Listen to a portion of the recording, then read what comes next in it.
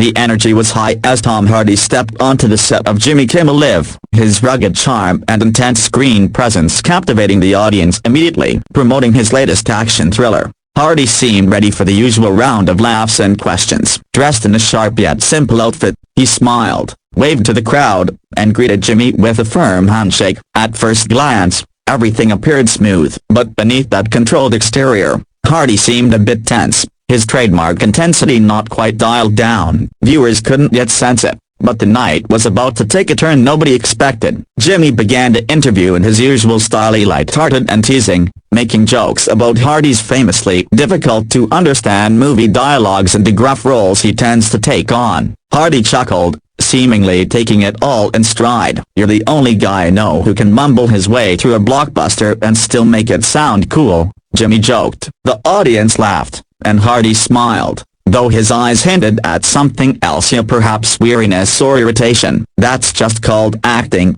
mate," Hardy quipped dryly. The tension was subtle, but it had officially entered the room. Kimmel then brought up Hardy's past interviews, particularly ones where he had walked out or clashed with reporters. "You've got a bit of a reputation," Kimmel said with a grin. "Ever thought about just giving people straight answers?" Hardy tilted his head, his smile vanishing. "What people forget is I'm not here to play nice all the time," he said. "I'm here to talk about my work, not justify every moment of my personal life." The tone had shifted. Kimmel raised an eyebrow but pressed on, clearly enjoying the sparring more than Hardy did. As the segment continued, Jimmy asked about Hardy's method acting and the intensity he brings to every role. "Do you ever just a broken bar relax?" he asked. "Or are you always brooding in the mirror, preparing to fight someone?" That drew a few laughs, but Hardy didn't find it funny. "That's a really reductive way to describe the craft, don't you think?"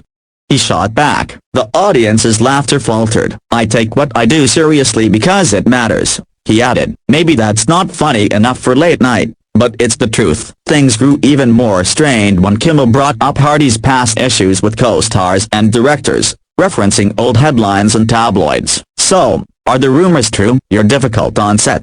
he asked with a smirk. Hardy leaned forward, jaw tight. "I don't do well with people who don't take the job seriously." "That's not difficult, it's professional." His voice was calm, but the fury was unmistakable. "You want gossip? Call TMZ. I'm not here to feed clickbait." The audience went quiet. Kimmel looked taken aback but tried to recover the vibe. Trying to lighten the moment, Jimmy moved to a prepared sketch involving Hardy reading tweets in his venom voice, but Hardy declined. "I'm not here to play a character for laughs," he said plainly. "You want venom? Go watch the movie." The refusal visibly stunned Kimmel, who wasn't used to being turned down on live TV. "Well, that's a broken bar, unexpected," he said. "Most guests love doing bits." Hardy shrugged. "I'm not most guests." The tension was now undeniable. Hardy's fans loved his no-nonsense persona, but this was an entirely different mood, one that wasn't entertaining the host at all.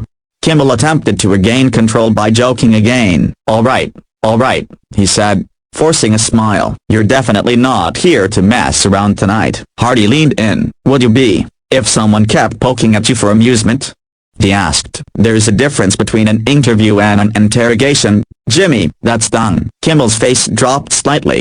"I didn't mean it that way," he replied. "But hey, maybe I poked the wrong bear tonight." Hardy leaned back, arms crossed. "You did." But now the bear's awake. The producers were reportedly scrambling behind the scenes, unsure whether to cut to commercial or let the tension play out. Kimmel awkwardly shifted topics, asking about Hardy's family. "I don't talk about them on air," Hardy said quickly. "They didn't sign up for this circus." At this point, it wasn't just an awkward interview, it had become a slow-motion train wreck. Social media was already lighting up, with clips and quotes spreading like wildfire. Every second felt more volatile than the last, and it was clear something had to give. Then came the moment that sealed the night. Jimmy, in an attempt to salvage the interview, said, "Look, man, it's all in good fun. People just want to see the real Tom Hardy." Hardy stood up. "You want the real Tom Hardy?"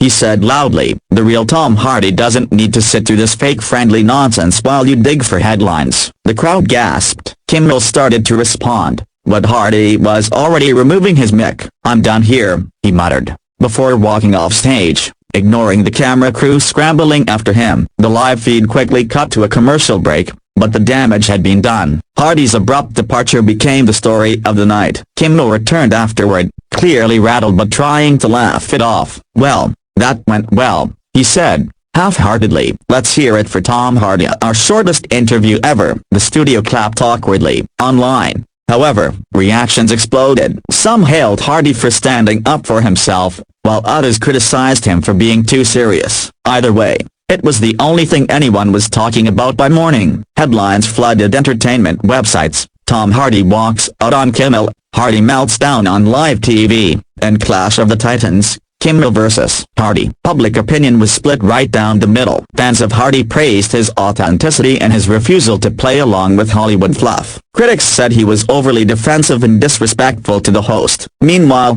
late-night watchers debated whether Kimmel had crossed the line. The situation revealed just how volatile live interviews can become when boundaries are blurred. In the days following, Hardy released a statement via Instagram. "Respect should go both ways," it read. "I have no problem answering tough questions, but I won't tolerate being treated like a prop for entertainment." He didn't mention Kimmel by name, but the implication was clear. The post received millions of likes and thousands of comments, many of them supportive. It seemed that Hardy, even in controversy, had managed to reinforce his brand as serious, grounded, and unwilling to be manipulated by the media machine.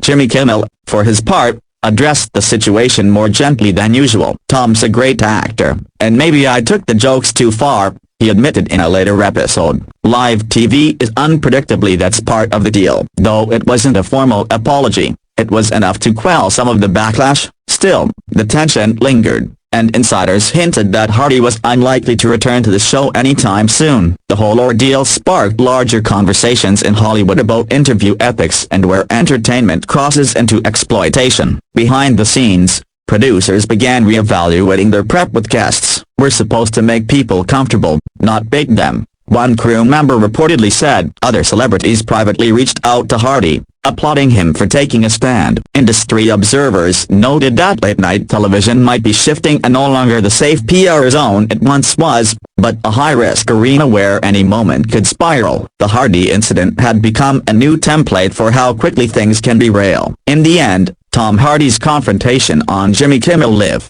wasn't just another viral clip-up, it was a raw, unfiltered moment that stripped away the polish of Hollywood PR. It reminded everyone watching that celebrities aren't puppets, that not every interview can be controlled, and that real emotion still exists on live TV. Whether viewers sided with Hardy or Kimmel, the exchange was unforgettable. And for Hardy, the walkout wasn't a loss-up, it was a statement. In a world addicted to spectacle, he chose integrity, even if it meant walking straight off the stage.